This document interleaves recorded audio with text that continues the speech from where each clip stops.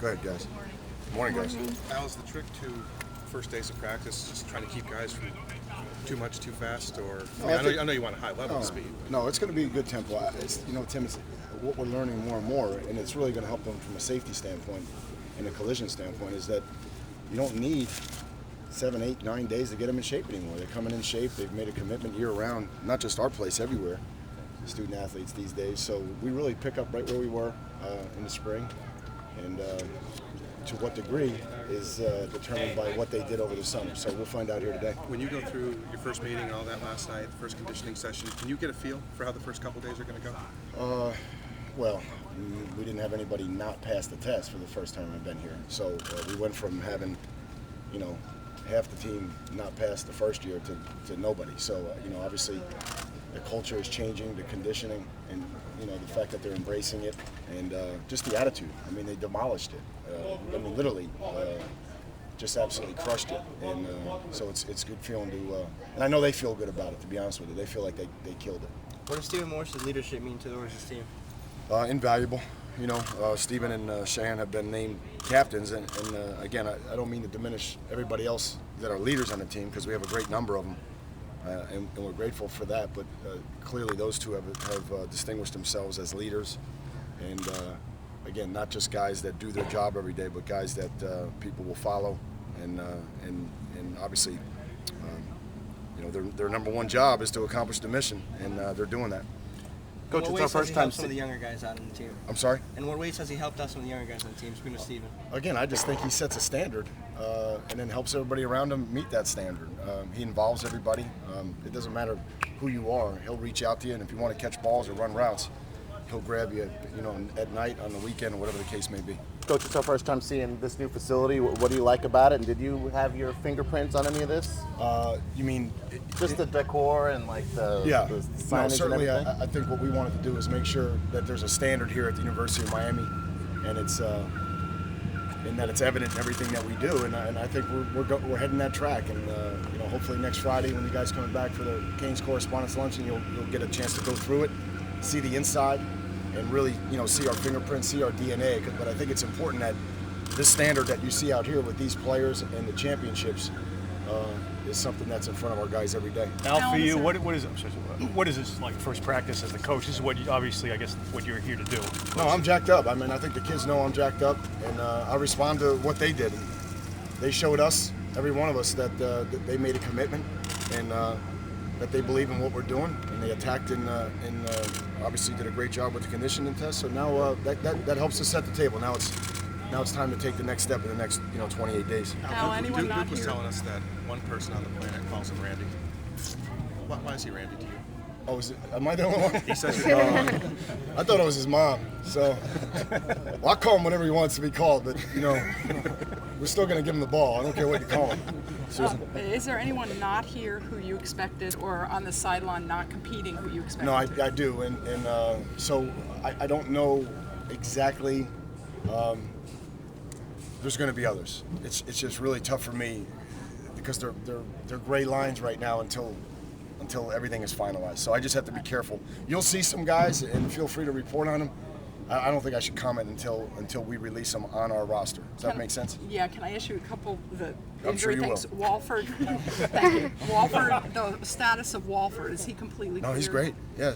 He was 264 yesterday. I mean, he's really. You guys, you guys first saw him before me, as a 225-pound former basketball player. So, I mean, he's really made a commitment physically. Deion Bush, to his status medically now, is he cleared to practice? He's cleared to integrate towards practice, so we expect him to be fully integrated in a week.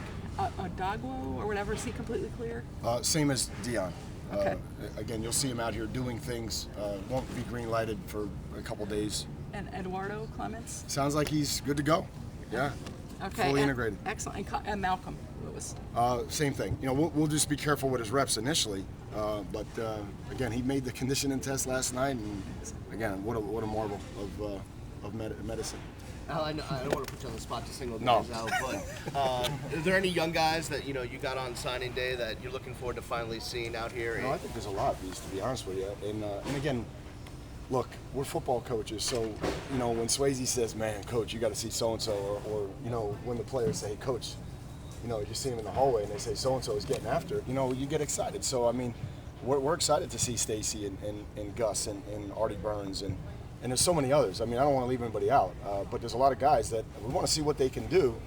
And as I said the other day, this is like, you know, we got to see in the next 72 hours about those young guys who we think can make a run at a position or help the squad and get them in position to do that. Is this Particularly in Malcolm's case, is it going to be tough on a coaching staff to sort of guard him against too much too fast? Because you know he's going to want to be full go from right now. We're fortunate right now. If we stay healthy, we have a lot of depth there, so we can rotate guys in and out. I don't think that's going to be an issue. And really, this is a 2-day passing camp. That's the way we organize it. This is mostly our pocket passing game. You won't see any play action. It's really no banging or anything. So he'll get a good chance to get acclimated here today. Because this team is more experienced and bigger, stronger, is this a different camp than the previous 2 years as far as? There's no question. I mean, you could feel it. Just the maturity of, all right, yeah, we got conditioning test. Okay, boom, what's next? You know, and we had the meeting last night. Boom, what's next? You know, so to be honest with you, we're not even giving them a schedule. They have no schedule. They don't know what the schedule is today. They don't know what the schedule is tomorrow. We're having the leaders run it, and that's how mature this team is. So we're going to approach it that way. Would that have been even a fathomable option a couple years ago? No, because we were out here at 5:30 in the morning getting all the guys that weren't in condition, trying to get them in condition. You know, and then just leads to distractions, put you behind the 8 ball. And again, right now, I'm excited. Look, we have a long way to go. I keep telling you guys, you want to go from point A to point Z. I'm just trying to go from A to B. We have a long way to go, but man, it feels good to have a team that's really focused and locked in right now. Al, how has Chantrell changed from last year? Is he more mature? Has he had any missteps at all? I think the first thing that you guys will notice when you look at him is just physically. I mean, just physically. He's made a commitment to his body. Chantrell's always been a guy that's easy to like. You know, he's always been very affable, very likable guy, and I think he's made a commitment. I think, the guys that he's around are holding him to a different standard now, and I think he's risen to the occasion. So, again, you could put him up there with anybody about the guys I'm most excited to see today, just because, he killed a conditioning test. He never did that. He's healthy for the first time. He has no off-field distractions all summer, and let's go see how good we can get Chantrell here in the next couple of weeks. Is he slimmer, just from a body He is slimmer. standpoint? Yeah. He's slimmer and stronger, and in great condition. And again, that's going to help his career. I think he's starting to get that.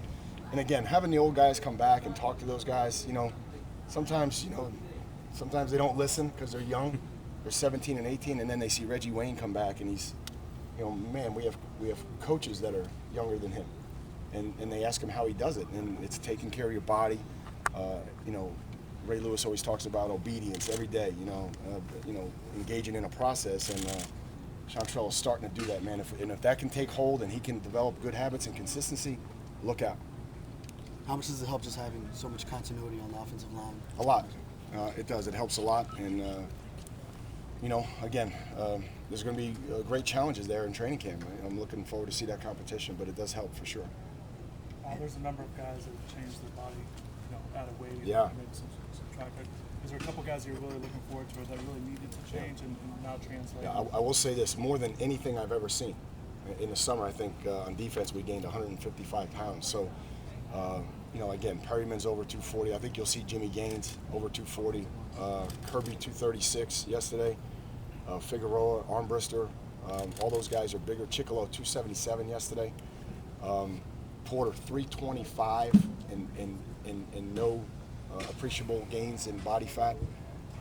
So again, that's what we're looking for. Olsen Pierre. So I mean, I think a lot of those guys have gotten physically stronger and added body weight and size, and so we'll see what we can do when we get out here. A lot of those first names you mentioned, those linebackers. I mean, how important is that unit to it is. bulk up because undersized? They were undersized, and they were too light. Cornelius is in the 20s. Kelvin Kane 251. He was 228 in the spring. So those guys made a commitment just every day on and off the field to nutrition. Tony Musto does an unbelievable job from a nutrition standpoint with us. I don't know if that's a name that you guys heard, but he's really helped us and worked, in conjunction with Vinny Scavo, our training room, and Sways in the weight room to get these guys where we need to be. How important is it to have a big back emerge, Al, be it Gus Edwards or Maurice for carries? Yep, you're right on. You're right on. We were thinking the same way there. And there's no question between Mo, Danny, and Gus. You know, we need to see someone emerge there for sure. All right, thanks.